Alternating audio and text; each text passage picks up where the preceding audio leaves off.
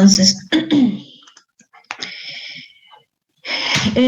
lo que vamos a conversar el día de hoy son 4 cultivos importantes que les van a ayudar a poder orientar el diagnóstico en sus pacientes, muchas veces a definir, porque una vez que hay aislado algún agente bacteriano y el paciente tiene clínica, pues estamos asumiendo que el agente encontrado es el agente causal de la enfermedad.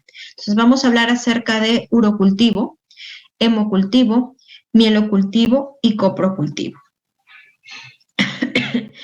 El urocultivo nos va a ayudar en el estudio de las infecciones del tracto urinario. Entonces, que son, después de las infecciones respiratorias agudas y las enfermedades diarreicas agudas, al menos estas dos muy frecuentes en niños, sigue en frecuencia las infecciones del tracto urinario, ¿no? Principalmente, dependiendo del grupo etario, pues es más frecuente en la mujer.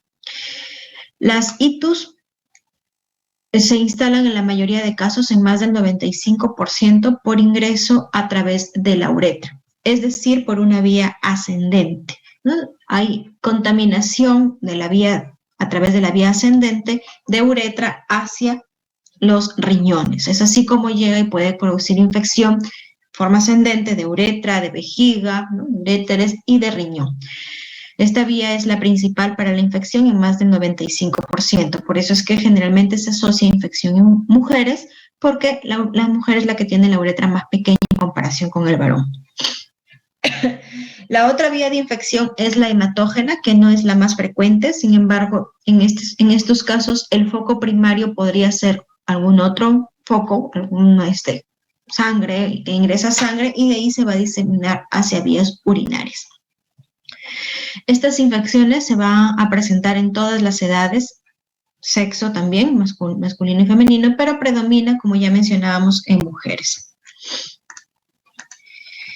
Entonces, son muy frecuentes este tipo de infecciones, predominando en el sexo femenino. En las mujeres se observa con una elevada incidencia. El 20 a 30% de las mujeres ha presentado al menos un episodio de ITU en el transcurso de su vida. El pico máximo se da al inicio de las relaciones sexuales y durante el embarazo. En los varones predominan los extremos de la vida.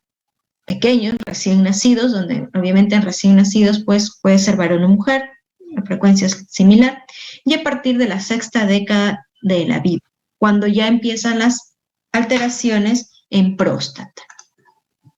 Entonces, ¿qué es lo que sucede? ¿Qué es lo que va a suceder en el urotelio? Pues hay una respuesta inflamatoria, ¿no? Que puede englobar distintas actividades clínicas, distintas manifestaciones clínicas, y está caracterizado por la colonización e invasión del tracto urinario por microorganismos. Engloba un amplio espectro de situaciones clínicas que pueden ir desde una bacteriuria asintomática, es decir, presencia de bacterias sin síntomas de gran importancia en gestante, hasta los abscesos perinefríticos con sepsis, ¿no? Hasta llegar a un paciente con sepsis. Las clasificaciones de las ITUS pueden ser distintas: ITUS complicadas, ITUS no complicadas, ITUS de vías inferiores e ITUS de vías superiores. Cuando hablamos de vías superiores nos enfocamos principalmente en riñón, ¿no? Una infección del tracto urinario superior es una pielonefritis. No estamos hablando de una pielonefritis, que es la de mayor complicación. Y las infecciones de vías urinarias inferiores, como cistitis, prostatitis y uretritis. La patogenia, ya lo mencionábamos, tenemos vía ascendente, que es la más frecuente, ¿no? Es la ascendencia de las bacterias que están cercanas a la uretra, generalmente cerca al periné, ¿no? En la zona perianal tenemos ahí Escherichia coli, ya sabemos del tracto digestivo Escherichia coli, que por la cercanía hacia la uretra pues puede ingresar esta bacteria y ascender, produciendo así la infección de las vías urinarias. Otras vías: hematógena, linfática, retrógrada de un foco renal o prostático, o intestinal si es que hay fístula. Agentes etiológicos. Aquí hacemos la diferencia entre una infección comunitaria entre una infección en pacientes hospitalizados. Entonces, dentro de la comunidad, una infección de vías urinarias de la comunidad, el 85% de estas infecciones está asociada a Escherichia coli. Otras bacterias pueden ser Proteus, Klebsiella, Staphylococcus saprophyticus. ¿No? Staphylococcus saprophyticus generalmente en mujeres en edad con actividad sexual, ¿no? Entonces, porque es una bacteria de piel que podría ingresar por la misma actividad sexual. Y en pacientes hospitalizados es 50% de Escherichia coli y 50% de los demás. Entonces, si ustedes se dan cuenta, tanto en la comunidad como en pacientes hospitalizados, pues es más frecuente la infección por Escherichia coli, y esto es por la zona de ubicación. Repetimos que la Escherichia coli es parte de la flora normal de la vía digestiva y puede llegar hacia la vía urinaria, ¿no? ¿Qué más a resaltar? Proteus mirabilis está asociado también a infecciones en pacientes que tengan cálculos renales, ¿no? Entonces, en los pacientes con cálculos renales, uno de los agentes más encontrados, una de las bacterias más encontradas es Proteus. Klebsiella pneumoniae aquí sí tiene importancia clínica. Klebsiella, recuerden que también está en la vía digestiva como parte de la flora normal. Entonces, si es que aislamos Klebsiella en un coprocultivo, decimos que es normal, porque es frecuente encontrarlo ahí. Pero una Klebsiella en orina, pues netamente ya estamos hablando de patogenicidad. Entonces tenemos aquí un síndrome miccional. El síndrome miccional es aquel que está caracterizado por una cistitis, una polaquiuria, ¿no? Cistitis es una disuria, perdón, que es el ardor, las molestias al orinar, al miccionar. Entonces, cuando se presenta este síndrome miccional, primero se debe evaluar si es que hay presencia o no de flujo vaginal. Esto es importante hacer la pregunta o tenerlo en consideración, porque de ser así, entonces tendríamos una muestra contaminada con flujo vaginal y lo más probable, una muestra de orina contaminada con flujo vaginal, y lo más probable es que la paciente tenga una vaginitis. Si no hay flujo vaginal, pues se continúa con el estudio del examen de orina, ¿no? Que es la tira reactiva, la presencia de la tira reactiva del sedimento urinario y una coloración grave, teniendo ahí ya la posibilidad de evaluar a través de un urocultivo. ¿No? Tenemos acá una pielonefritis aguda no complicada, también es tomar el urocultivo e iniciar el tratamiento empírico, ¿no? No debemos esperar, si es una pielonefritis no se debería esperar el resultado de un urocultivo, realmente es tomar la muestra inicial, mandarla al laboratorio y empezar el tratamiento empírico con algún antibiótico. Hito recurrente, ¿no? Entonces, el hito recurrente es frecuente, puede darse en mujer joven.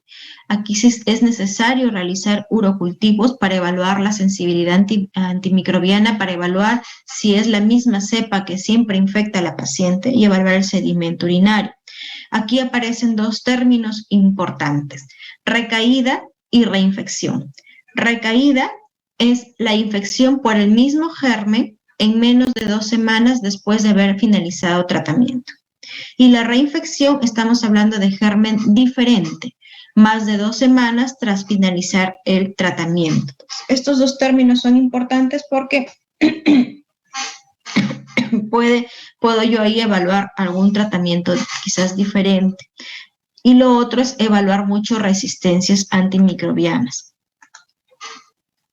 En el varón es importante realizar el urocultivo y diferenciar si es una infección de vías bajas o de vías altas, ¿no? Y siempre evaluar en vías altas pielonefritis si es que hay criterios o no de ingreso a atención, a hospitalización. Bien, bacteriuria significativa. Habíamos mencionado bacteriuria asintomática, ¿verdad? Que es la presencia de bacterias cuando la paciente o el paciente no tiene síntomas. En este caso, la bacteriuria significativa es una bacteriuria de importancia clínica. Se da cuando los valores son mayor o igual a 100.000 o 10 a la 5 unidades formadoras de colonia por mililitro de orina, emitida espontáneamente, es decir, emitida por el chorro medio. Y vamos a ver cuáles son las tomas de muestra. Hay un tercio de pacientes sintomáticas que tienen recuentos entre 100 y 10 a las 5 unidades formadoras de colonia. En ellos, de quienes podríamos hablar de una bacteriuria significativa, en los que tienen más de 100, pero tienen síntomas, ¿no? En mujeres sintomáticas. Mayor a 1000 en hombres sintomáticos y mayor a 100 en pacientes cateterizados, en los que se les ha colocado un catéter exclusivamente para la toma de muestra. Entonces, en ellos sí podríamos considerar una bacteriuria significativa. Entonces, vamos a mencionar algunos síndromes y qué correlato tendríamos con los resultados laboratoriales. Pielonefritis aguda, ¿no?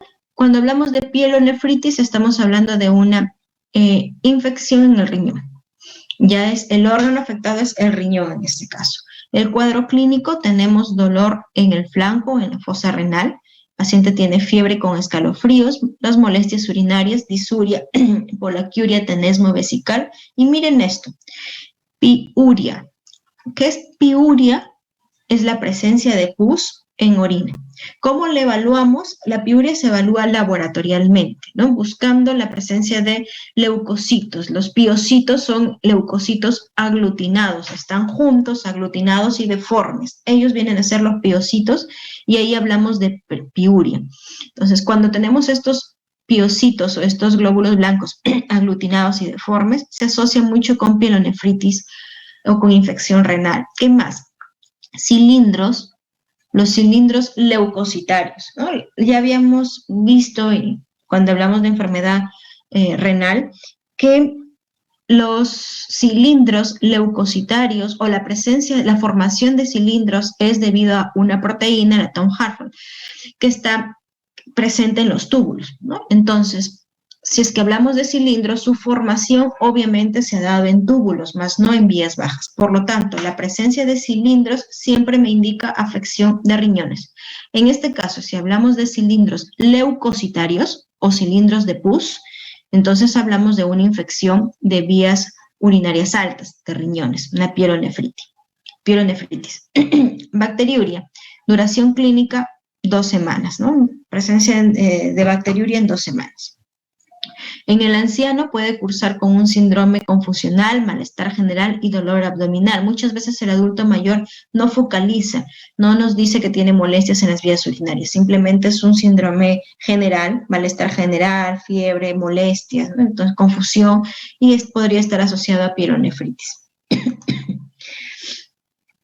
El diagnóstico por el cuadro clínico, empezamos con algunos datos laboratoriales. En el hemograma, pues vamos a encontrar, si estamos hablando de una infección bacteriana, podemos tener una leucocitosis con predominio de neutrófilos, ¿verdad? Pruebas de función renal y hepática para evaluar cómo está el paciente, sus demás estudios, ¿no? Función renal, tal vez una creatinina o una urea para evaluar función renal. Sedimento de orina, que es muy importante para evaluar la presencia de leucocitos y bacterias. Piuria, la presencia de los piocitos. Hablando de otros análisis, pues radiografía para evaluar si es que hay una urolitiasis. Hemocultivo, si es que el paciente tiene sepsis, para buscar la presencia del agente bacteriano en sangre. Y otros exámenes adicionales, ¿no? Como pielografía, tomografía, biopsia, si es que lo requiriera el paciente. Pielonefritis crónica. Es más grave que la aguda. Se puede dar por malformaciones congénitas que impidan un vaciado normal de los túbulos recolectores, ¿no? Aquí pueden presentarse complicaciones, daños de los túbulos renales, que puede progresar a una insuficiencia renal crónica y puede existir sepsis. El cuadro clínico, pues, es un malestar general, fiebre, escalofríos, ¿no? Si hablamos molestias urinarias y si hablamos laboratorialmente, pues el paciente puede tener hematuria y también podríamos hablar de leucocituria, ¿no? También puede haber en estos casos. ¿Qué hay que rescatar? Bueno, en este caso ya no hablamos de laboratorio, sino de ecografía, pues hay asimetría en los bordes del riñón. Esto está asociado con pielonefritis crónica. Cistitis, estamos hablando de la infección en vejiga, o vías, que es parte de las vías urinarias bajas. Causas son distintas, el paciente utiliza sonda vesical, bloqueo de vejiga o uretra, paciente con diabetes, el varón próstata grande, una hipertrofia prostática, uretra estrecha o cualquier cosa que bloquee el flujo, o cualquier anormalidad que bloquee el flujo de orina. ¿Qué es lo que vamos a ir, el cuadro clínico en el paciente? Una orina turbia, que eso sí lo pueden observar macroscópicamente o con sangre, olor fuerte o fétido, febrícula, la disuria, el dolor o ardor al orinar, polaquiuria, tenesmo vesical, y para el diagnóstico pues utilizamos el examen de orina, donde debemos buscar nuevamente los leucocitos, glóbulos rojos, presencia de bacterias. Y en los químicos, ya les había mencionado algunos anteriormente en la práctica, la presencia de nitritos y de la esterasa leucocitaria es importante dentro de la tira reactiva de orina para búsqueda de infección.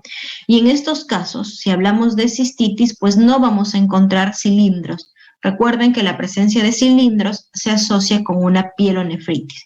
En cistitis no tendrían por qué presentarse los cilindros leucocitarios.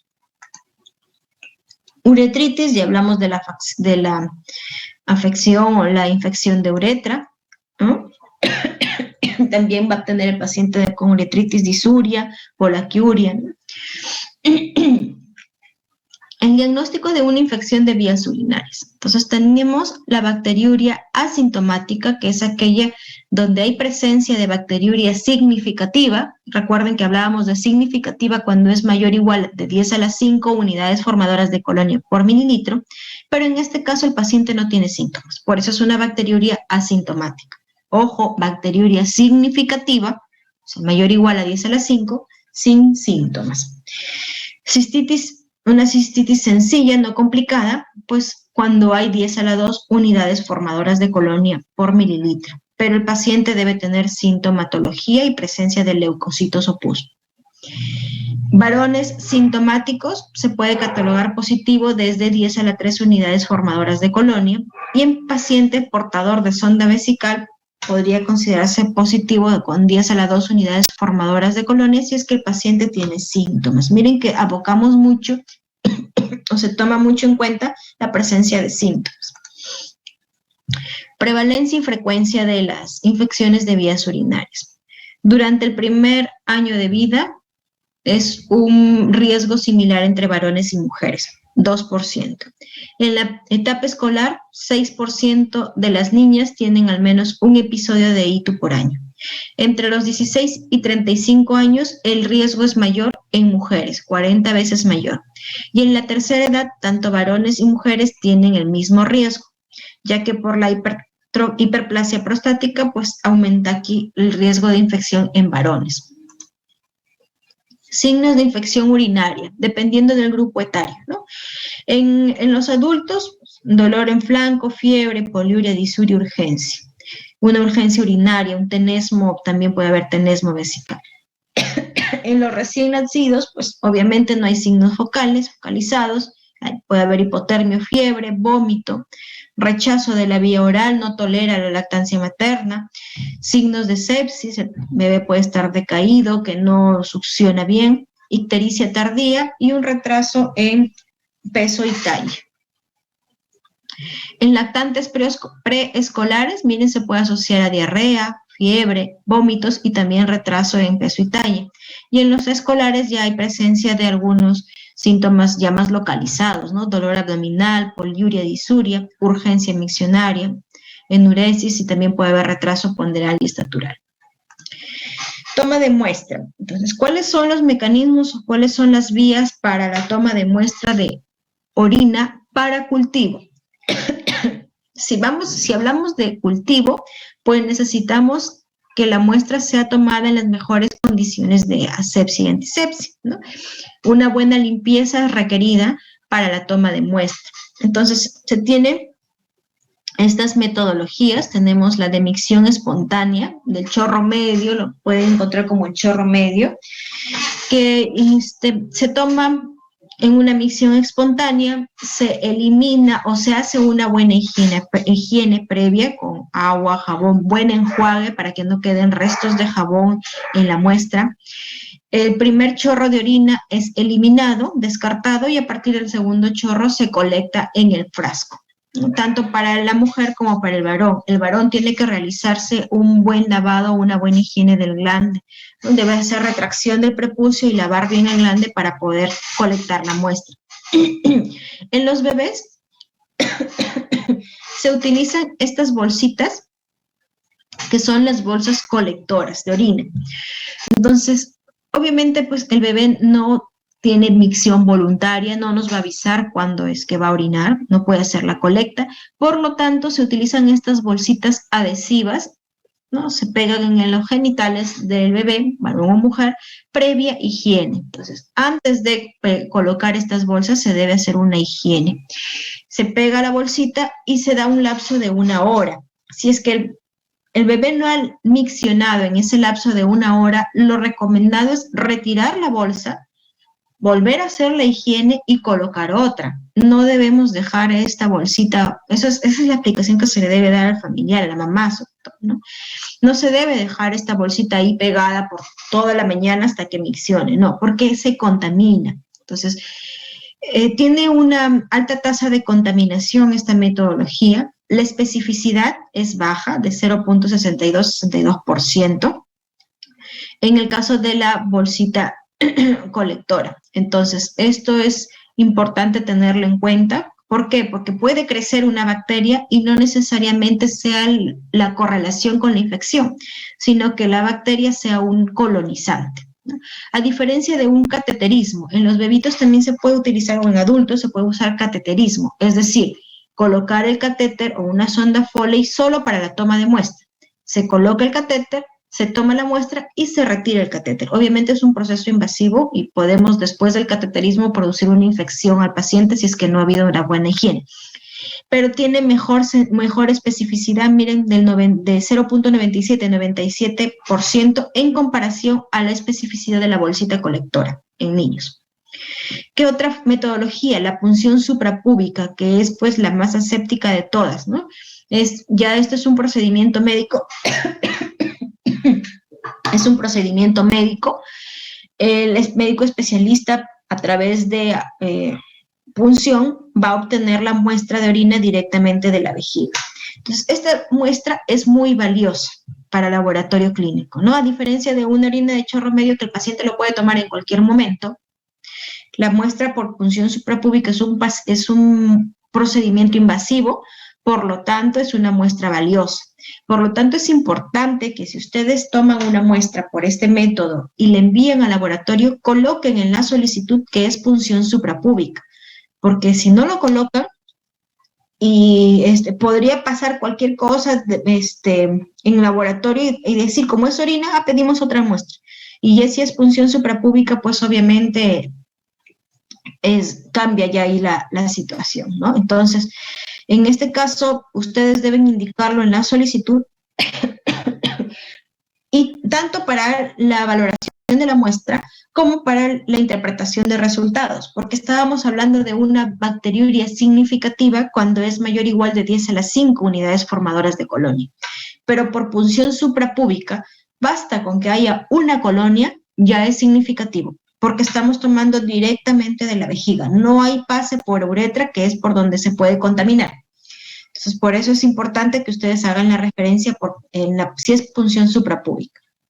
Por cateterismo. No hablamos de este cateterismo que les mencionaba, la especificidad de 0.97, que es netamente para la toma de muestra, sino estamos hablando de un paciente que tiene sonda Foley permanente. Por tratamiento necesita la sonda Foley. En este caso, si se le ha colocado recientemente un catéter, no vamos a retirarle y de ahí colocarle otro, ¿no? Es perjuicio para el paciente. Entonces, se puede tomar la muestra a través del catéter, de la zona, miren, esta es la zona más proximal, se hace una limpieza previa a unos 5 a 10 centímetros del meato urinario, se hace la limpieza y se hace la punción con una jeringa y se extrae la orina. Nunca se debe tomar la muestra de la bolsa colectora, la bolsa que esté colgando, porque esa ya está colonizada. Va a crecer, puede crecer muchísimas bacterias incluso al mismo tiempo. Entonces, estas son las metodologías o las formas de cómo colectar la muestra de orina.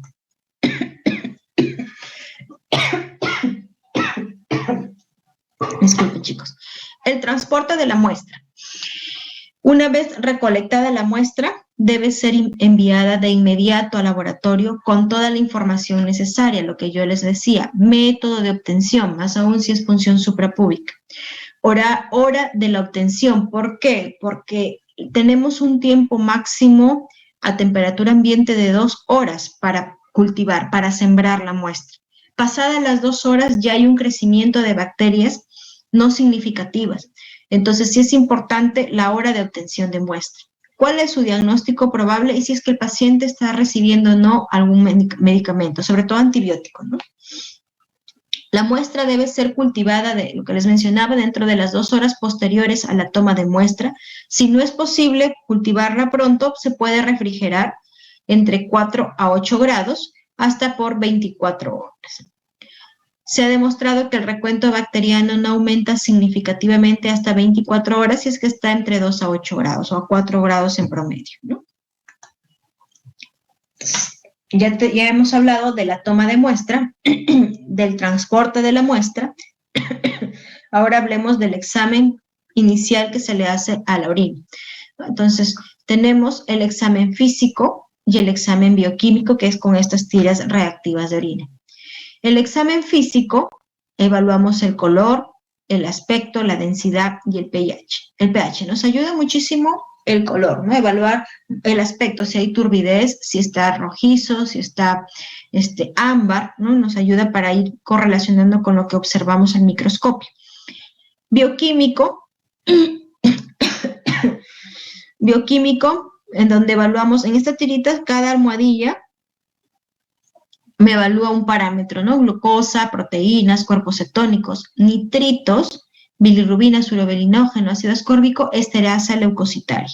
Entonces, dentro del examen bioquímico para un examen de orina en relación a infección, son importantes 2 parámetros, nitrito y esterasa leucocitaria. La esterasa leucocitaria, si lo relacionamos con leucocitos, evalúa la presencia de una enzima que de los leucocitos, ¿no? Entonces, tener positividad estereasa, yo espero encontrar al microscopio leucocitos dentro de rangos no normales. Y los nitritos normalmente no están en orina. Estos se van a encontrar cuando hay una reducción del nitrato a nitrito. Los nitratos sí están en orina, se encuentran en la orina, pero cuando hay infección, cuando hay sobre todo gram negativos, los bacilos gram negativos, estos reducen los nitratos a nitritos, que son las Escherichia coli. Entonces, vamos a encontrar positividad a nitritos. ¿Existen casos de infección bacteriana donde no hay presencia de nitritos? Sí, pero generalmente está asociada a infecciones por ejemplo, el Saprophyticus que mencionábamos, ¿no? Porque ellos no reducen el nitrato a nitrito. Los que reducen son la Escherichia coli. Entonces ya realizamos el examen macroscópico, el bioquímico, y ahora procederíamos a hacer el examen microscópico. Para hacer el examen microscópico se trabaja con el sedimento urinario, el sedimento de orina. Entonces lo que se hace es, esta muestra de orina se centrifuga, se elimina el sobrenadante y nos quedamos con el sedimento. Este sedimento es el que se va a observar al microscopio. Se coloca en una lámina, cubierto con una laminilla, y se observa al microscopio. Entonces, ¿qué es lo que debemos buscar en el microscopio? Si es que hay presencia de leucocitos, si es que hay presencia de cilindros, si hablamos de infección, cilindros leucocitarios, leucocitos, si es que hay piocitos, que son estos aglutinados. Puede haber presencia de hifas y o levaduras, y hay que evaluar si es que no ha sido una contaminación con una secreción vaginal, que tenga una candidiasis de repente la paciente, o una infección micótica, filamentos mucoides, ¿no? Entonces, presencia de bacterias, de gérmenes, todo esto es lo que buscamos en en el microscopio o en el sedimento urinario. Los valores de referencia no los tengo. De los sedimentos, por ejemplo, en el caso de Matías, valores normales en orina son de 0 a 2 hasta 3 hematíes por campo. Más de 3 ya estamos hablando de una hematuria, ¿no? Y de los leucocitos, pues lo normal es hasta 5 leucocitos por campo. Más de 5 leucocitos por campo de 400X, ojo, ya puede tener significado patológico asociado a un proceso inflamatorio. También existe la posibilidad de buscar cristales, ¿no? Y los cilindros que mencionábamos. De importancia en la infección de vías urinarias, los cilindros leucocitarios, ¿no? Que son estos, miren, dentro están los leucocitos y todo está pues dentro de un cilindro, ¿no? Está muy bien definido. No, sí los podemos diferenciar de leucocitos aislados o piocitos. Mencionábamos ya en relación al bioquímico, esterasa, leucocitaria y nitritos de importancia en el estudio del examen de orina para infección, asociada a infección. ¿Qué más podríamos solicitar? Una coloración Gram. ¿Qué esperaríamos encontrar si es que hay infección? Chicos, ¿qué esperarían encontrar?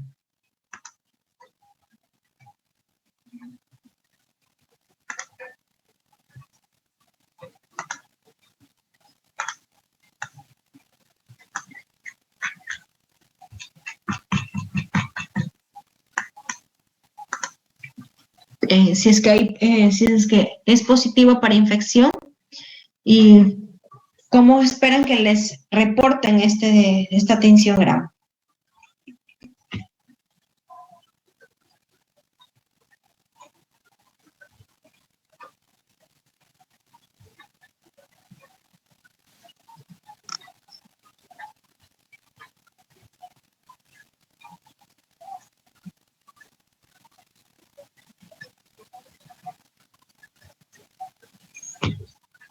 ¿Están ahí? Con coloración, doctora. De coloración, por ejemplo, si en el caso del Gram, ¿no?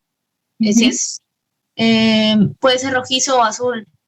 Ya, claro, pero a ustedes les van a dar un resultado y ustedes, su sospecha es de una infección de vías urinarias. ¿Cómo esperan encontrar ese resultado? ¿Qué creen que les pueda decir ese resultado? La coloración nos orienta el tipo de Gram y el tipo de Gram nos puede orientar según la epidemiología, los patógenos más frecuentes, las bacterias más frecuentes. ¿Cuáles son las bacterias más frecuentes? El estafilococo. Escherichia coli. Ya, si es la Escherichia coli, ¿cómo sería su coloración Gram? ¿Gran negativa? Pero yo no Gram negativa.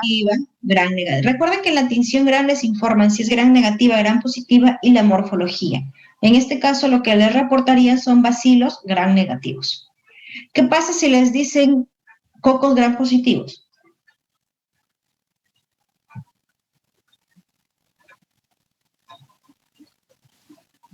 Estafilococo aureus. Aureus, bueno, es una mujer en edad de 20 años, sexual, tiene una vida sexual activa. Gonococo. Proteus.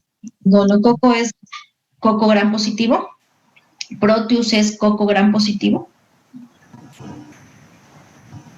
Saprofíticos. Escherichia coli. Saprofíticos. Recuerden su microbiología básica, apréndanse porque puede venir un casito clínico, apréndanse el agente etiológico y cómo es que se observaría en la tinción Gram, porque es el primer resultado que ustedes pueden tener. Y ya si les dicen coco Gram positivo y están pensando en una ITU, tiene clínica para ITU y es una mujer 20, 25 años con actividad sexual, entonces su sospecha podría ser un saprofítico. Si les dicen coco Gram negativo, bacilo Gram negativo, un Escherichia coli. Si les dicen diplococos o cocos Gram negativos, mujer también con actividad sexual, pues ahí sí se puede, cocos gram negativos de una Neisseria, que, como mencionaba su compañero, ¿no? Entonces, es de gran importancia este examen, pero si es que no lo sabemos interpretar y no recordamos de lo básico de nuestra microbiología, pues no vamos a poder darle la importancia clínica necesaria. Diagnóstico bacteriológico. Ya tenemos todo el estudio físico, el estudio químico, el estudio sedimento, el gram, la coloración gram. Ahora vamos a pasar a evaluar ya si es que hay crecimiento bacteriano. Entonces, para esto se utiliza el urocultivo. Existen uropatógenos que pueden crecer dentro de las primeras 24 horas, ¿no? Y que están muy asociados a infección de vías urinarias, como son Escherichia coli, Klebsiella pneumoniae, Proteus, Pseudomonas, ¿no? Que constituyen el 80% de los bacilos gram negativos aislados. Gram positivos frecuentemente aislados, Enterococcus, Staphylococcus saprophyticus, Staphylococcus aureus, Streptococcus agalactiae, por ejemplo, de importancia en la gestante, ¿no? En la Galactiae, en una gestante que pueda tener por la infección que puede sobreagregarse en el feto. Y algunos uropatógenos que no crecen en los medios de rutina. ¿Cuáles son los medios de cultivo de rutina? ¿Saben? Para una orina. ¿En qué medios se siembra? ¿Agar sangre? Agar sangre, ¿qué más? Las orinas se siembran en agar sangre y en agar McConkey, ¿ya? Entonces, esos son los medios de rutina. En este ítem que les dice, organismos que son uropatógenos reconocidos y crecen bien en medios de rutina, se refiere al agar sangre y el agar McConkey. Mientras que hay otros que no crecen en estos medios, como Mycobacterium tuberculosis. Ya veíamos que Mycobacterium tuberculosis, para se utilizan otro tipo de medios, Lowenstein-Jensen o agua, ¿no? Pero podemos tener altos recuentos de leucocitos y que no crezca nada. Podríamos evaluar ahí el antecedente, paciente si es que tenía antecedente o no, contacto de tuberculosis. Neisseria gonorrhoeae se desarrolla en medio de Thayer-Martin, también en chocolate. Lo habíamos visto en líquidos, me parece. Agar chocolate podríamos aislar a Neisseria gonorrhoeae, pero no crece frecuentemente ni en agar sangre ni en McConkey.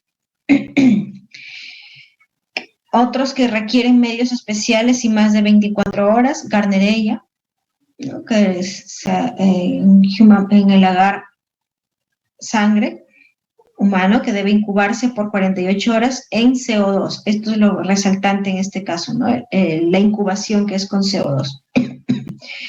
Y que aquellos que no son uropatógenos, pero que sí se pueden aislar en uretra y en orina, lactobacillus y algunos pequeños gram negativos. Entonces, para el urocultivo tenemos la muestra que ya vimos cómo se debe evaluar y se debe realizar el sembrado, ¿no? Entonces, con una asa calibrada, esta asa debe ser previamente calentada en el mechero.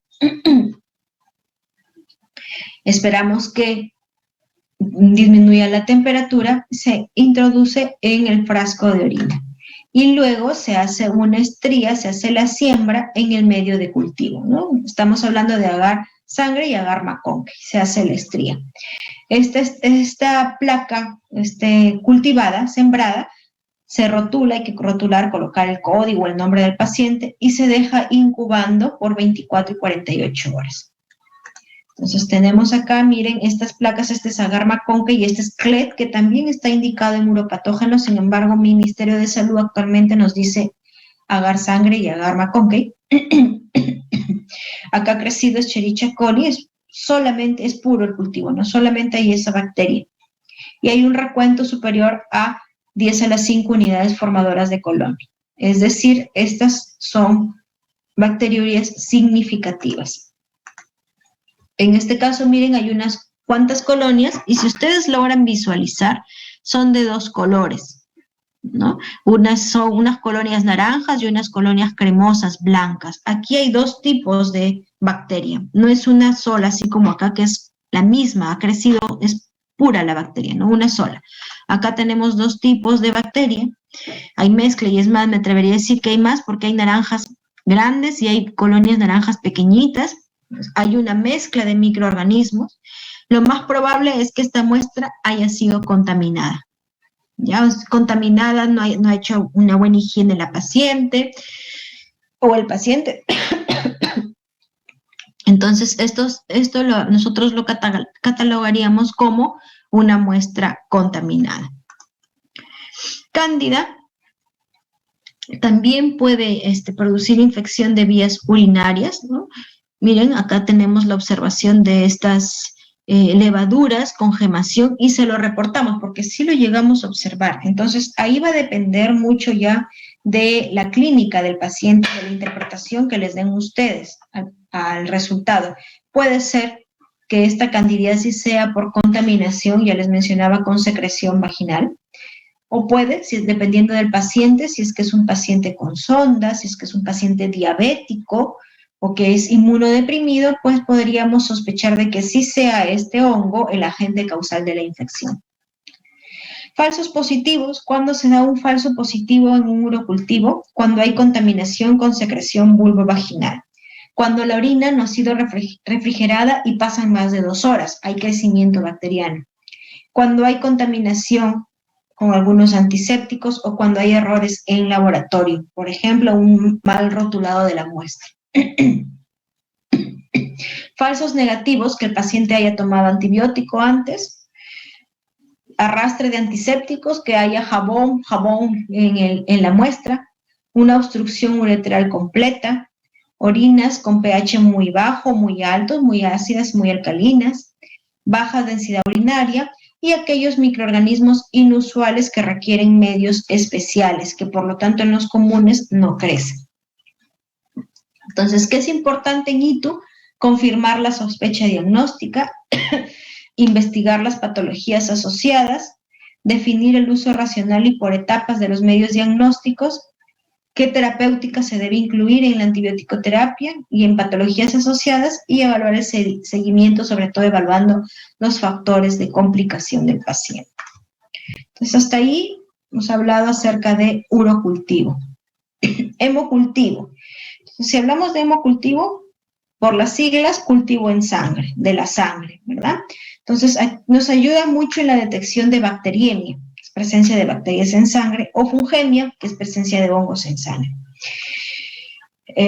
Es una prioridad, sí la podríamos catalogar como una emergencia en microbiología, sobre todo para su diagnóstico, ya que estamos hablando, cuando solicitan hemocultivo es porque sospechan de sepsis, ¿no? Consecuencias graves, shock, insuficiencia falla multiorgánica, un CID, coagulación intravascular diseminada, y nos puede ayudar mucho este hemocultivo.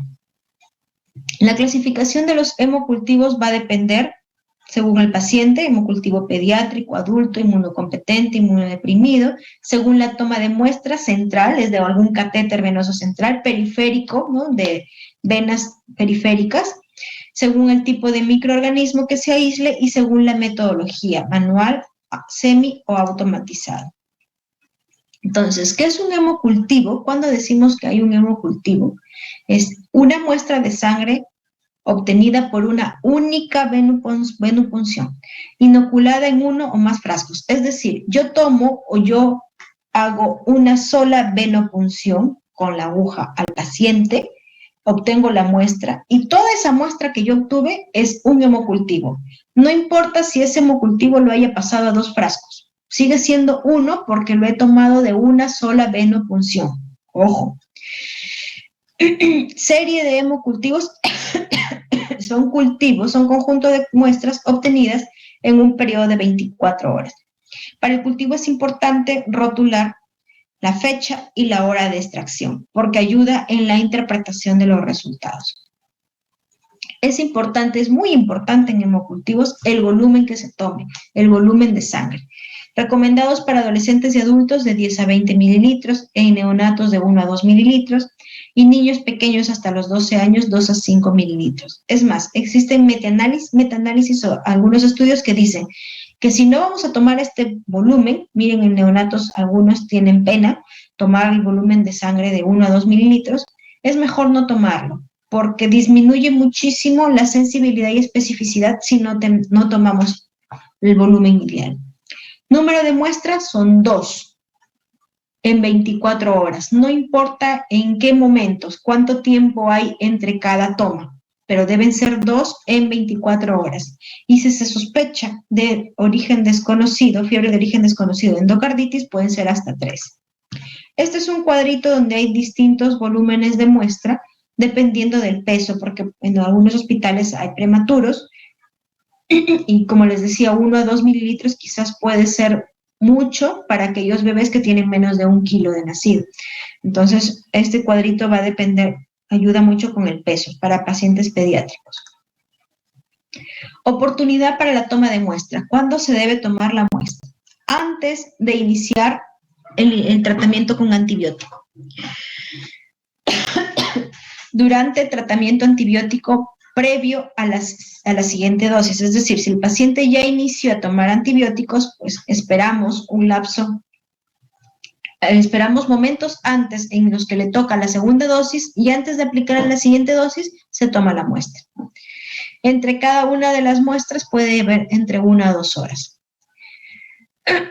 ¿Se puede tomar de inmediato? ¿Al mismo momento? Sí, pero deben ser 2 sitios de venopunción, 2 venopunciones diferentes. Realmente el intervalo de tiempo entre hemocultivos no es tan crítico como sí lo es el volumen. Repito, el volumen es un factor muy crítico para el aislamiento de gérmenes en hemocultivos.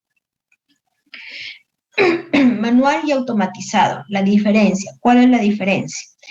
Cuando tenemos los hemocultivos manuales, se colocan en la incubadora y estos cada 18 horas, dependiendo del protocolo, cada 24, se retiran y se van sembrando en placas, ¿no? Para evaluar si es que hay crecimiento bacteriano o no.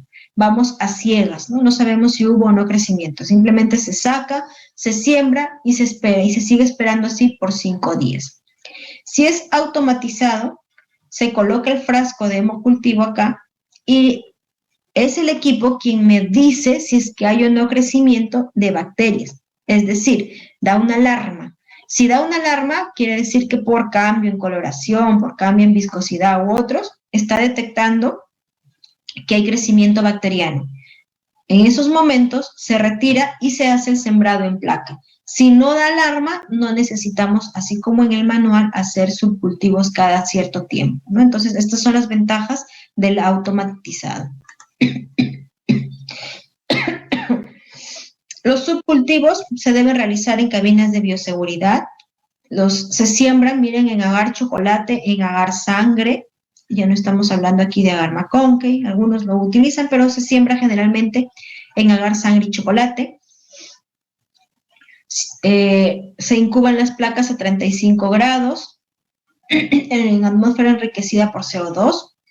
Si no hay crecimiento a las 24 horas, se espera hasta 48 horas y se va evaluando según lo que se vio en coloración Gram. Si las botellas están negativas, no hay alarma, por ejemplo, en el automatizado, se reporta como negativa, pero hay que esperar 5 días. Si es que una de las 2 muestras desarrolla cualquiera de estas bacterias, solo una, por eso es que deben ser 2 muestras. Si una de las muestras desarrolla, por ejemplo, coagulasa negativa, estafilococo coagulasa negativa, lo más probable es que sea una contaminación con gérmenes de la piel. Pero si crece el mismo germen en los 2 cultivos, ya no voy a sospechar de germen de piel, ¿cierto? Ya lo asocio con infección de sepsis, ¿no? Con el agente causal de sepsis. La presencia de gérmenes de piel en las 2 muestras se debe realizar un estudio completo porque es probable que sea un microorganismo significativo, ¿no? Ya que está en las 2 muestras extraídas. Mielocultivo. El mielocultivo es el cultivo de la médula ósea. Entonces, la muestra puede ser una biopsia o un aspirado de médula ósea para encontrar sea bacteria u hongo, ¿no? Fundamentalmente. Teniendo en comparación el mielocultivo con el hemocultivo, el mielo tiene 70% de diagnóstico a la misma bacteria en relación al hemocultivo. Nos ayuda en fiebre de origen desconocido, y es de utilidad en pacientes con VIH. ¿En quienes tiene un alto impacto clínico el mielocultivo? En salmonelosis, en la segunda semana, ¿no? En la segunda semana de enfermedad, pues lo ideal es realizar un mielocultivo. En la primera semana de enfermedad, un hemocultivo, y a partir de la tercera ya se puede realizar coprocultivo. Entonces, si sospechamos de salmonelosis, tenemos que en la primera semana, pues hay una probabilidad, una sensibilidad de aislar esta TIFI, Salmonella TIFI, un 50-70% por hemo. En la segunda semana estábamos hablando, pero en este caso, si hacemos la comparación, miren, este es un estudio que hizo comparación entre hemocultivo y mielocultivo. En la primera semana, la sensibilidad fue de 50-70% en hemo y en el mielo de 90-98% entre primera y segunda semana. Y el coprocultivo, 50%, pero a partir de la tercera semana. Entonces, miren la importancia del mielocultivo, principalmente en Salmonella TIFI. Coprocultivo. El coprocultivo nos ayuda mucho para el estudio de diarrea, sobre todo si sospechamos de una diarrea bacteriana. Entonces, existen algunas cepas de Escherichia coli que sí son asociadas a enfermedad gastrointestinal y otras como Vibrio cholerae, Shigella, Salmonella, Campylobacter jejuni y Yersinia enterolítica que sí son patógenas. Si las aíslo, yo sí las asocio con infección gastrointestinal. En el caso de Escherichia coli solo son algunas cepas, no todas. Es decir, si aíslo Klebsiella en un coprocultivo, no lo voy a asociar con enfermedad. Obtención de la muestra. De preferencia se debe tomar los primeros 5 días de iniciada la enfermedad, porque ya una vez que pasan estos 5 días, pues ya hay disminución en la excreción de bacterias, ¿no? Se deben procesar las líquidas, ¿no? Las heces líquidas o pastosas. Se debe de preferencia utilizar la parte que tiene moco, pus o sangre. El medio de transporte es Cary-Blair. En el caso de heces líquidas se puede utilizar una jeringa para aspirar y para pasarlo hacia los medios de cultivo, ¿no? En el caso de heces líquidas, el volumen mínimo que se debe recibir es de 5 mililitros. El procesamiento de las muestras se debe sembrar en agar McConkey, más puede ser Salmonella Shigella o el agar Hectori o el TCBS, ¿no? Entonces, de cajón, el que utilizamos por norma es McConkey y podríamos ir adicionando otro dependiendo de su solicitud o presunción diagnóstica. Luego se pueden utilizar ya otros medios de identificación. Miren, este cuadro nos ayuda para evaluar, hacer correlación entre el agente, el tipo de diarrea y polimorfo nuclear. Polimorfo nuclear es un examen que ustedes lo podrían solicitar para evaluar si hay presencia o no de reacción inflamatoria. Lo que buscamos en laboratorio son leucocitos en heces. Entonces, ¿quiénes están asociados a positividad en polimorfos nucleares? Miren, Shigella, o sea, si tienen una diarrea disentérica, es decir, con presencia de sangre, y tiene polimorfos nucleares, pues podríamos sospechar de Shigella. ¿De quién más? De una Escherichia coli enteroinvasiva, Campylobacter, que también es sanguinolenta. Bueno, y Clostridium difficile, que generalmente se asocia a intrahospitalario, ¿no? Entonces, ahí viene la importancia de qué tipo de diarreas producen estos agentes causales y si se asocian o no a polimorfos nucleares. Entonces mencionábamos el agar McConkey. ¿Por qué se utiliza el agar McConkey como medio? Para evaluar la fermentación a la lactosa. Entonces tenemos bacterias lactosa negativa, como esta. ¿Quiénes son lactosas negativas? Proteus, Salmonella, Shigella y Yersinia. Y tenemos lactosas positivas, ¿no? Como Escherichia coli, como Klebsiella, Enterobacter, Citrobacter, Serrate. Entonces aquí yo ya tengo una primera presunción. ¿Pertenece a las lactosas positivas o pertenece a las lactosas negativas? Este es el medio de TCBS. Así se escribe con esas siglas, TCBS, que es el medio de elección para buscar Vibrio cholerae, ¿no? Se observan, es de selección, es un medio selectivo, se observan las colonias, ¿no? brillantes, doradas, amarillentas, ¿no? Mientras que para este mismo medio, para Vibrio parahemolyticus, pues se observa de color verdoso. Por eso es que es un medio diferencial. Si yo lo observo aquí, ya puedo identificar a Vibrio cholerae. Y acá tenemos McConkey, ¿no? Tengo agar, una lactosa negativa, lactosa positiva y lactosa negativa, pero esta tiene esta coloración negra por la secreción de algunos componentes de azufre, y está asociado a salmonelosis. Y bueno, eso sería todo en relación a